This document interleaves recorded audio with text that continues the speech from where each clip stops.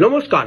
আপনার রাশি হিসাবে আপনার যদি খুব বেশি স্ট্রেস, টেনশন, চিন্তা, ওভার থিঙ্কিং হয় তাহলে এই উপায় করুন।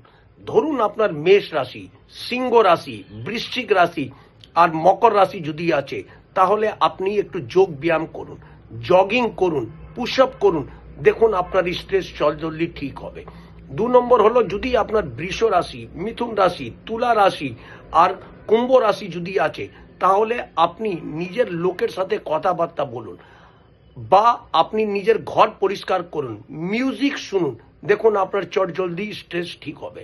আর যাদের কর্কট রাশি, কন্যা রাশি, ধনু রাশি আর মীন রাশি আছে তারা নিজের আপন লোকজনের সাথে কথাবার্তা বলা উচিত আর বেশিক্ষণ কথাবার্তা বলা উচিত।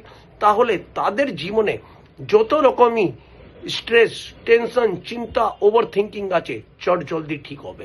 এই উপায়টা করে দেখবেন, লাভবান হবেন।